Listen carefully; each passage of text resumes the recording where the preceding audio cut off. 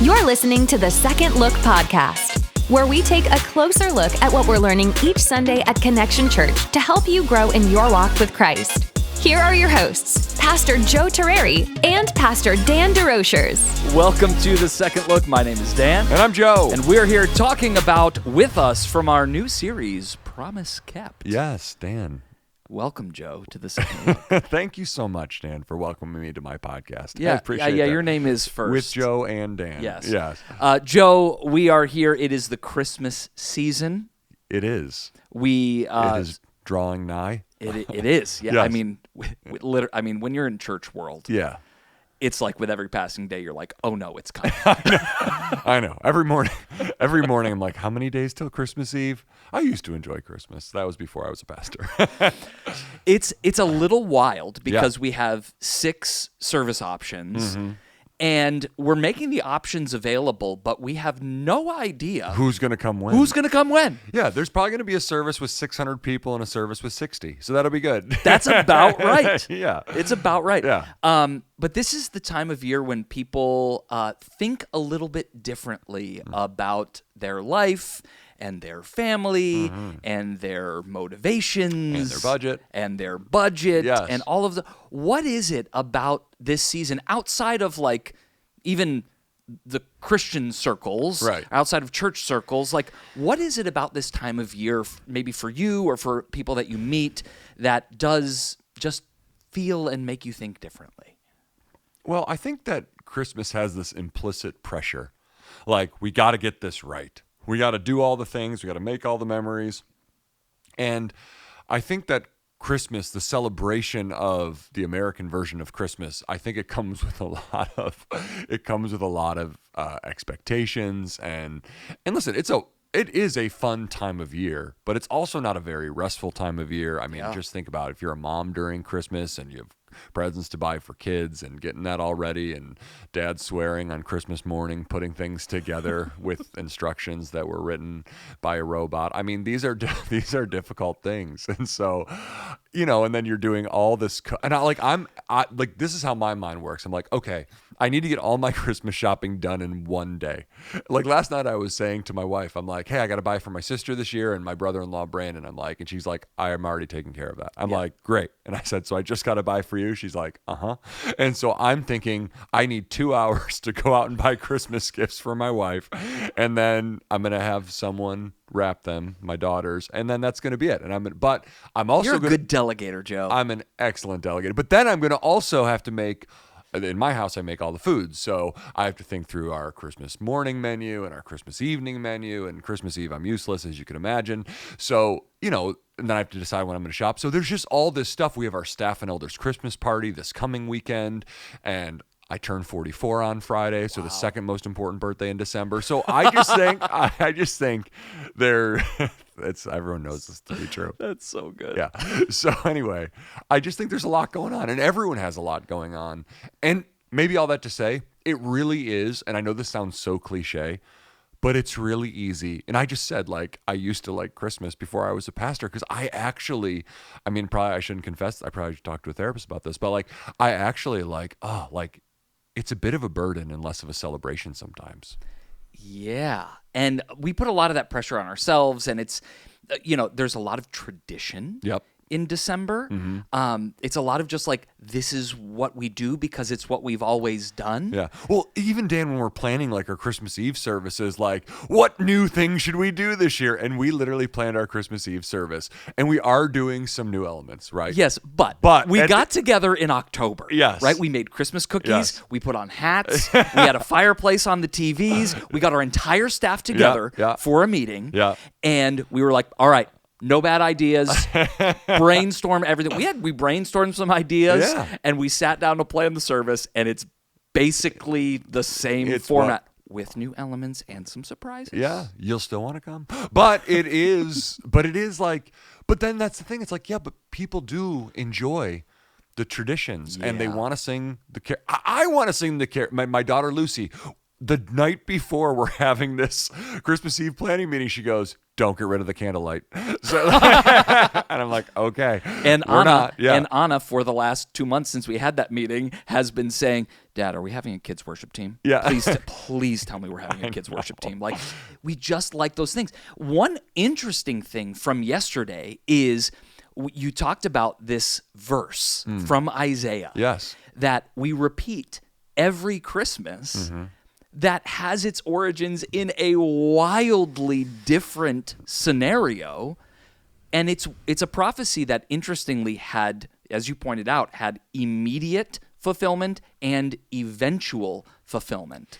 Yeah, and I think that's the one interesting thing about prophecy. And I wouldn't say this is true with every prophecy in the Bible, because I don't think that is true. Like, some things were prophesied that came to pass in that time frame, and then that's it. Like, there's no further fulfillment of that prophecy. But so many of the prophecies in the Christmas story came true in its immediate context, but then they call it a double fulfillment. It has a near term and then a long term fulfillment. And what's so interesting is you think about, okay, Matthew's a real person. He's Levi the tax collector, and he writes the Gospel of Matthew. He was one of Jesus's disciples. And so it's so interesting to me biblically that Matthew can be writing about the birth of Jesus, and he knew Mary personally. She's telling him the story about how the Holy, the visitation of the angel, how the Holy Spirit, Created, baby, yeah. literally, like, she's like, yeah, like, this is what the angel said. And then I was pregnant and I was never with Joseph. And so he's getting all this firsthand information. He's writing his gospel, the account of Jesus's life. And then, because he's so familiar with the scriptures, raised as a Jewish boy in the first century, he's able to grab this prophecy, honestly, an obscure prophecy in the book of Isaiah, and like almost rip it right out of its context and say, this prophecy is fulfilled in this moment. And is this the first time we, like, obviously it's the, kind of in the way our Bible is written, it's the first gospel, like the first part of the New Testament, but is this like original to Matthew that this prophecy would be applied in this way? Well, yeah, it's original to the new. Yeah, I mean, this is where Matthew's the first gospel. Yeah. And so, yes, this is the first time we see this. And it's interesting, like, John, who doesn't really talk about the birth narrative of Jesus at all, John doesn't latch on to this. Luke doesn't latch on to this. Mark doesn't latch on to this. That's it's so Matthew interesting. who takes this and says, look, the virgin will conceive and give birth to a son, and he will be called Emmanuel, which means God is with us. And so, I'm a pastor. I'm passionate about not pulling Bible verses out of context. Take that, Matthew. Yeah, but and listen, we don't have the right to do this, but Matthew is seeing with the eyes of faith, like, oh my goodness, God, and you just think about the rebellion of Ahaz and not wanting a sign, and then God saying, don't care, here's the sign you're getting. And it's a sign of judgment for Ahaz, and it's a sign of grace and salvation. And we don't need to be thrown off by this. We need to be amazed. Yeah. Like, this is not like oh gosh, how could he do this? It's like, no, these people are seeing the wisdom of God in and I just, I had such a tough week of study last week because, as you could probably tell from the message yesterday, there's a lot of history, there's a lot going on, and I had to wrap my mind around all this. But it's like the fact that God can speak a word of, like, prophetic judgment and then also prophetic salvation is just incredible to me, about the mystery and the sovereignty and the goodness and the wisdom of God. Well, and Matthew was familiar as a student of the scriptures. Yeah. He knew the story of Ahaz. Sure. He knew the passage from the prophet Isaiah. And so he's proclaiming this and making this connection for his readers who would understand this context Yes. of judgment versus grace, and that's what we see fulfilled in Jesus. Yeah, And Matthew's not the only writer to do this. I mean, this is how the New Testament writers are often interacting with Old Testament prophecy. For example, Jesus on the cross, quoting Psalm 22, my God, why have you forsaken me? And when you go back and you read Psalm 22, it's unbelievable. It's like, wait a minute. David was saying these words in his moment, and then Jesus is saying, no, that was a messianic psalm from the lips of David about this moment when I'm hanging on the cross and I am experiencing the wrath of God being taken into my body for the, paying the penalty for the sins of the world. And it ends with profound hope. I know. Exactly. In Psalm 22. Yes. Yeah. So you read it and you think like, oh, and if you just read that line, right, you're like, oh my God, why did God forsake Jesus? Yes. And it's like, keep reading. Yes. Keep reading. And that's actually something, and now we're really nerding out on Old Testament prophecy, but this is actually I've never been accused of that, by the way. Yeah. Well, you've been accused of being a nerd. Yes. Many times. Not about Old Testament prophecy. Yeah, but for 100 other things. Anyway, I'll repent about that later. But I do feel like there's one thing that's really helpful for people who do want to understand their Bible is when you see an Old Testament prophecy being quoted in the New Testament, which, by the way, happens all the time, like all the time. Like even in our Bible reading plan, we were reading Romans 1 yesterday. There is that little section where it talks about the righteous will live by faith. If you look up that reference and you go and... If you hit the little... If you're in a YouVersion, you hit the little button. But it's helpful to go and read that in context. Same is true in different places. So when you see an Old Testament reference, go read that Old Testament reference in its context, and that will bring fuller meaning into that, why it's used by a New Testament author. Let's switch gears. Sure. Let's talk about trusting in God. Yes. Some of the things that you pulled out yesterday are like, we often want to say that we trust God, but we actually don't. Like, it's easy to say we trust God when things are up and to the right. But when stuff is not great in our lives, and let's be honest, this time of year, for all the tradition and all those things, like, this is a tough time of year for many people. Well, and I actually would say, I think one of the things about this time of year is because it's this time of year, the pain is actually more acute when we're walking through things. So what is the difference between saying we trust in God and actually trusting in God? The difference is, I would say, goes to the heart level of our life, like everything in the Christian life. Yep. It's the difference is actually motivational. It's psychological, and it's how we operate. And so I think we need to, and listen, I want to be so clear from some of the things I said yesterday. I am not saying we shouldn't use common sense. We shouldn't, if you have here's a good example. If you don't have a job and you're like, well, I'm just trusting the Lord, I would say, have you filled out any applications? Right? Like we're not saying sit on your hands. What we are saying is sometimes we can keep God at arm's length by doing spiritual things, but in our actual lives, we're not. It's almost like this. It's almost like, oh yeah, well yeah, I went to church, but I'm gonna do this instead. Like, we actually trust God in the moments where we're choosing to honor Him in every area of our life. So we're choosing obedience instead of choosing to take things into our own hands. We're choosing obedience instead of saying like, yeah, but I need to go into self-preservation mode here because I don't actually trust the Lord to take care of this. So I'm going to kind of do things opposite of what He said. And I'm going to say, well, it's a smart thing to do. You should hedge your bets on this one. You have any examples of? Yeah. I mean, I think it's like, and these are, I think it's lying. Okay. I think it's trusting God with boundaries with your sex life, and when you're dating, when you're married, when you're engaged. I think it comes with your money. I think it comes with giving is a huge place where I think we can look and say, like, am I actually trusting God? Now, that's not the only place, because you can be a tither and not really be trusting God, because you can use tithing as a way to say, well, God, I did the thing. Now check the box, I checked the box. So we got to be careful with that one. But I think it comes down to this, like, have I actually laid down my life and said, like, okay, Lord, like, I I can't do this on my own. I need you to lead me. I need you to show me. And I need you to just help me to stay really trusting on you. And I think one way we could say is, and I'm not like, as someone who's dealt with feelings of anxiety for a long time, I don't say this in any judgment or shame at all, but it's like when we actually are trusting the Lord, like some of those things, they may not go away completely, but they get tamped down.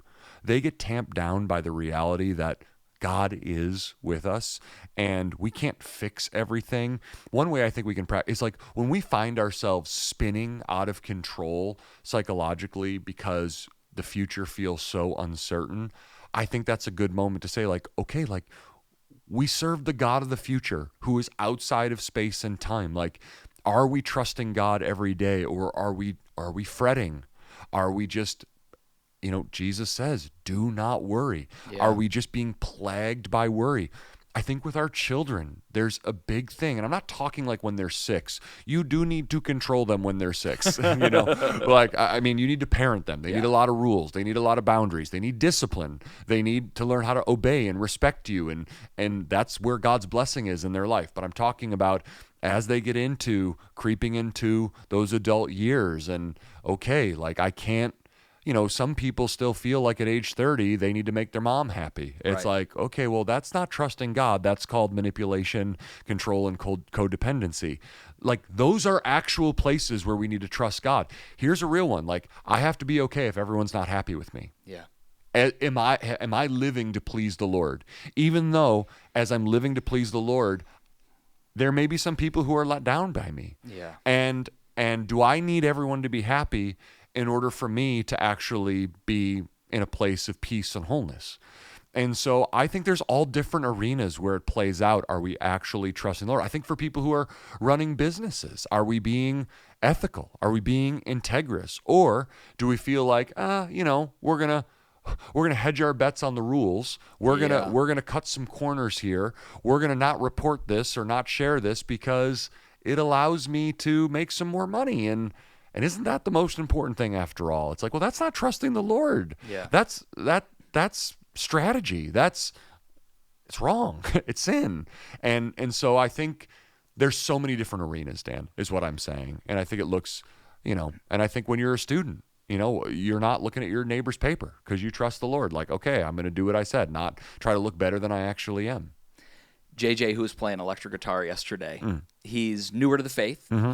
And as he was putting his faith in Jesus, he really wanted to make sure that he owned his faith and that he was really putting his trust in the Lord. And he once told me, he said, when he first was coming to faith in Jesus, and he goes, it's easy to trust in the Lord when you've got a great job and you're with the girl of your dreams. He was, dating Tara at the time, and everything seems great. But then he didn't have his job, and he didn't have a visa, and he had to move back to the UK, and he had nothing. He had no employment. He had no place to live. And all of a sudden, and he told me this, he goes, that was the moment where the rubber met the road of like, okay, do I actually trust in the Lord when all that is stripped away? When all that, like, it's easy when life is good. But when all that stuff where you're like, oh yeah, God's blessings, what about when the blessings aren't there? Yeah. Do you still trust him? Yeah. And I think that's the place where we really discover what our faith is made of, what we're made of. Yeah. And listen, it doesn't mean that having faith doesn't mean you won't experience moments of disorientation. Suffering and difficulty and crisis, it is disorienting. And so you're not a faithless person if you get, temporarily disoriented around what's happening in your life. Like, we're real people, we're human beings, we have emotions, we don't all process things the exact same way. But do we come back to the lens of, all right, I don't understand this, I'm really bummed out about it, but I'm going to keep trusting the Lord in it. And this is, James chapter 1 talks really clearly, consider it pure joy, my brothers and sisters, when you experience trials of many kinds, because the testing of your faith, and he talks about how that produces perseverance and character in us. And Peter also talks about in 1 Peter chapter 1, verses 3 through 10, he talks about the testing of our faith, and that testing reveals that our faith is made of gold. And there's times of testing where people do fall away. And listen, God does permit times of testing into our life, not because he's trying to hurt us. And by the way, we have no idea what God has protected us from. That's true. People are always like, oh, how could God? And it's like, well, the truth is we have such a limited perspective that this is also part of trusting God. He's probably protected us from millions of things that we're just unaware that he's protected us from. Yeah. But there is times where not that he sends the bad into our life. I don't believe that about God, but he allows, he allows the realities of a broken world to touch our lives. And, I think about Christians living in Ukraine. Think about Christians living in Nigeria right now. The seventh most persecuted place, or seventh highest rate of persecution of Christians, people being hacked apart, churches being burned. You want to talk about testing. But there's real, to get up and go to church when you know your church could be burned down. I'm pretty sure everything wouldn't be up and to the right at Connection Church. Maybe it would be. I'd be blown away. But it's like, we need to be aware that in the West, we've curated this version of the faith which says God blesses me and my life is good. Yeah. And then I'm shocked when my life isn't good or something goes wrong. And I'm like, I don't think global Christians have that kind of existential dread when life happens, because they don't begin with the assumption my life should be perfect. And I would just kind of challenge us, we need to be careful about that as well. We are not asking more difficult things to happen. And listen, praise God, we live in the place that we do. And I'm not saying we should be persecuted or we should want bad things. I'm not saying that at all. I'm just saying when these things come into our life, it really is the moment where we are being asked, are we going to trust the Lord that he is with us and he is going to see us through? And is our hope in this life or in the life to come with Jesus Christ? That's right. Well, this has been another episode of The Second Look. You can catch this sermon and much more at our website, cometoconnect.com. Have a great week.